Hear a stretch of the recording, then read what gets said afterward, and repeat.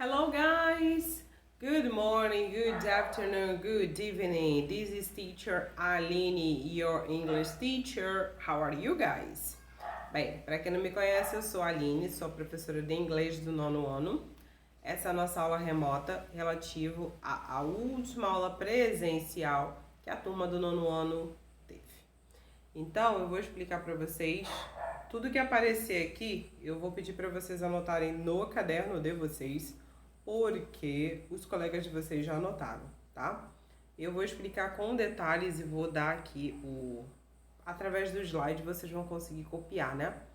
Então eu sugiro, como não temos exercícios hoje, eu sugiro ouvir o vídeo todo, depois volta, dá um pause e copia os slides. Mas não tem muita coisa para copiar não, tá bom? Mas cada um vai fazer as suas anotações, né, da forma que achar necessário.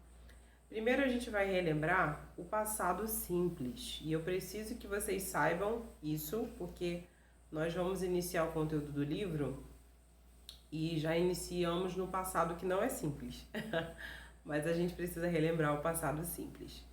Eu coloquei primeiro marcadores de passado. O que são marcadores de passado? São palavras que vão ajudar a gente a identificar que a frase está no passado, além de outros elementos da frase, né?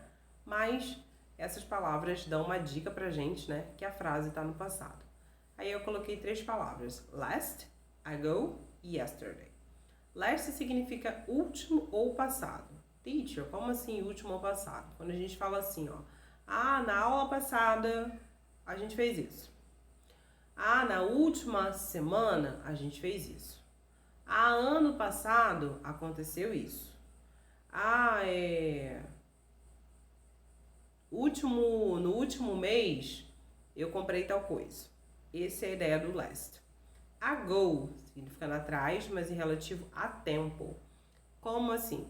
Quando a gente fala assim, ó, 2 horas atrás, 2 hours ago. Há 5 meses atrás, 5 months ago. Há 2 décadas atrás, 2 decades ago. Essa é a ideia do ago, atrás, indicando o tempo. Yesterday é o ontem. E eu coloquei 2 exemplos aí. We visited France 2 years ago. Nós visitamos a França 2 anos atrás. We had an exam last week. Nós tivemos uma prova semana passada, na última semana. Não sei como você prefere traduzir, ok? E aí o que a gente tem que lembrar é que os verbos, eles quando estão no passado, quando a gente vai expressar uma ação no passado, o verbo, de maneira geral, ele tem uma regrinha, que a gente acrescenta ed ao final do verbo. Por exemplo, o verbo work, que significa trabalhar, então acompanha aí na tela, tá? Fica worked, ganha um ed. O verbo play, que significa jogar, brincar ou tocar algum instrumento, se transforma em played. O verbo visited, que significa visitar, vira visited, ok? Então, de maneira geral, basta acrescentar ed ao final. Tem alguns detalhezinhos. Se o verbo terminar com a gente não vai acrescentar ed, a gente acrescenta apenas d, porque o verbo só já termina com que é o caso do verbo live, que significa morar, que fica lived. E o verbo dance, que significa dançar, fica danced. Se o verbo terminar em consoante y, a gente faz uma mutaçãozinha um pouquinho maior. A gente tira o y e coloca ied, que é o caso de stud, que significa estudar. Studied, cry, chorar, cried. E aí, muitos alunos não prestam atenção, eles acham que é qualquer verbo que termina com y. Não! É o verbo que termina em consoante y. Olha aí que o verbo play eu coloquei com ed. Played. Porque o verbo play não termina com consoante y. O verbo play termina com vogal y. A é uma vogal. Tá? Então não sejam preguiçosos e toda vez que vocês verem o y, colocar ied. Precisa terminar em consoante y. E a última regrinha quando o verbo terminar em consoante, vogal, consoante, o que eu chamo de sanduíche de vogal, consoante, vogal, consoante, a gente dobra a última vogal, que é o caso do stop. Observe como é que termina stop. Termina com uma consoante, T, vogal, O, P. Consoante, consoante, vogal, consoante. Sanduíche de vogal. O que a gente faz? Dobra a última consoante, ok? De maneira geral, assim se faz o passado. Mas observem que eu coloquei aí verbos regulares no passado. E aí tem evolução. Tem os verbos irregulares. Eu costumo dizer que os verbos irregulares são verbos fora da lei, porque eles não seguem a nenhuma regra. Se aqui a gente tem regra, é de, se termina com tal, coloca tal, se termina assim, faz assado. É uma regra. São 4 regras, mas são regras, vai funcionar. Nos verbos irregulares, a gente não obedece a nenhuma regra. Então, o passado dos verbos irregulares é irregular. Eu coloquei alguns exemplos de verbos irregulares. O mais famoso deles é o verbo be, que além dele ser irregular, além dele ser um fora da lei, ele ainda tem 2 formas ainda no passado, was e were. Coloquei o verbo see, que significa ver, que no passado se escreve só. Coloquei o verbo drink, que no passado é drank. E coloquei o verbo eat. Drink significa beber, né? Vocês sabem. Eat, que significa comer, no passado é ate. Teacher, por quê? Porque ele é irregular. Tem regra? Não. São só esses? Também não. Daqui a pouco a gente conversa sobre isso. Aliás, a gente já conversou, ano passado. Isso é uma revisão. Negativa no passado. Usamos didn't e o verbo volta ao normal, como teacher.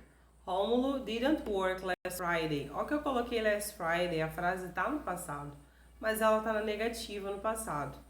Então, quando é negativa no passado, alguma coisa que não aconteceu, eu coloco didn't para indicar que ele está no passado e o verbo volta ao normal. Teacher, então não é didn't work at? Não, não é didn't work at. É didn't work. Didn't, verbo volta à sua forma básica. Rômulo didn't work last Friday. Rômulo não trabalhou a última sexta-feira. Outro exemplo. Elias didn't eat cake at the party. Elias não comeu bolo na festa. Devia estar de dieta, o Elias. Teacher, mas você não falou que o passado do verbo eat é ate? Sim, mas é na afirmativa.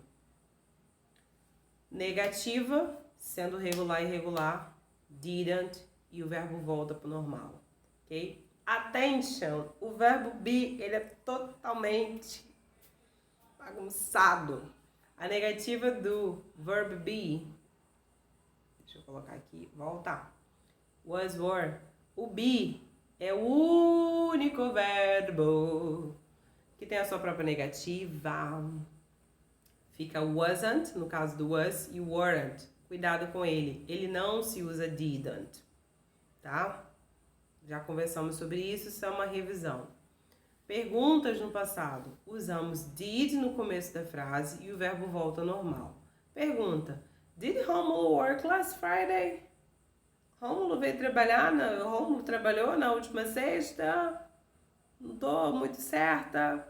Did para começar a frase, verbo também volta ao normal. Did Romulo work last Friday? Não é did Romulo work at? Nope. Did Elias eat cake at the party? Elias comeu bolo na festa? Se é pergunta, did no começo, verbo volta ao normal. De novo, o nosso amigo be, em suas formas was, were, é diferentão. Assim como ele faz a negativa dele, ele também faz a pergunta, was. Se fosse were, começaria com were. Eu nem li a frase, né? Was he sick last week? Ele estava doente semana passada? É uma pergunta. Teacher, você não falou que usa did? Sim, usa did. Se não for o verb be. O verb be, meus amigos, é um curso à par, tá bom? Qual que é a tarefa que eu vou deixar para vocês? Acabou por aqui, tá bom o conteúdo? Qual a tarefa que eu vou deixar para vocês? Nessa aula, na descrição aqui, na descrição da aula do portal do aluno, tá? Vai ficar um exercício, na verdade um trabalho que eu falei para vocês. É uma tabela que tem os verbs, alguma listagem de verbs, e eu quero que vocês preencham para mim a coluna do simple past e a coluna do translation. Professora, eu tô aqui vendo, presta atenção, hein? Professora, eu estou vendo aqui e são 4 colunas, simple past. Por que eu não deixei aqui para vocês verem, né? Não tá aqui não. Tem 4 colunas. O verbo base, simple past, past participle e translation. Qual que é a tarefa de vocês? Preencher a coluna de simple past, e aí vocês vão pesquisar qual é o passado desses verbos que eu coloquei lá, e traduzir. Teacher, e a coluna de past participle? Vai ficar em branco por enquanto. Por enquanto vai ficar em branco, tá? Então vale 1 ponto para me entregar na próxima semana, ok? Porque tá indo hoje para vocês. E é só me mostrar, que aí vai ganhar 1 pontinho. Então, preencher a tabela, preencher a coluna de simple past e preencher a coluna de translation. A coluna de past participle vai ficar em branco por enquanto. Depois a gente vai ver o que vai fazer. É uma surpresa que vocês vão gostar muito. Ok, guys? The class is over. I see you next class. Bye bye. See you.